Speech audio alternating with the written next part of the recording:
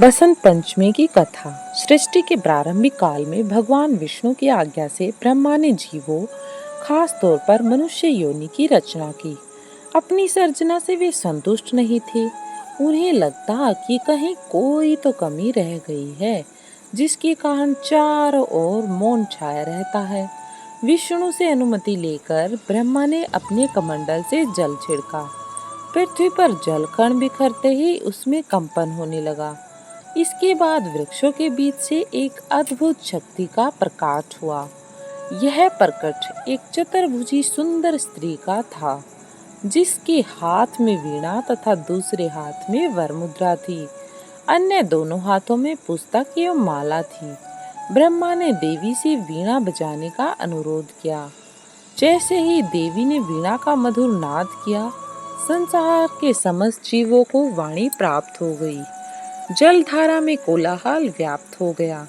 पवन चलने से सरसराहट होने लगी।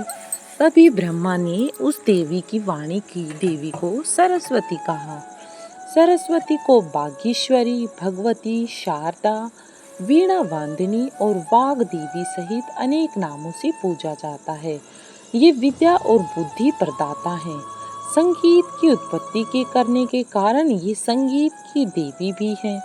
बसंत पंचमी के दिन को इनके जन्मोत्सव के रूप में भी मनाते हैं। ऋग्वेद में भगवती सरस्वती का वर्णन करते हुए कहा गया है, पर्णो देवी सरस्वती वाजे भिर्वजिन्वन्ति धीना मणि त्रिवंतु, अर्थात ये ब्रह्म चेतना है।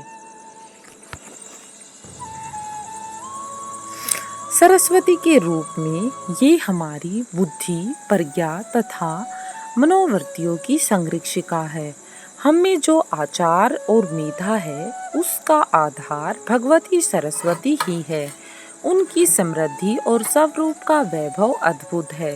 पुराणों के अनुसार श्री कृष्ण ने सरस्वती से खुश होकर उन्हें वरदान दिया था कि बसंत पंचमी के दिन तुम्हारी भी आराधना की जाएगी। और यूं भारत के कई हिस्सों में बसंत पंचमी के दिन विद्या की देवी सरस्वती की भी पूजा होने लगी, जो कि आज तक जारी है।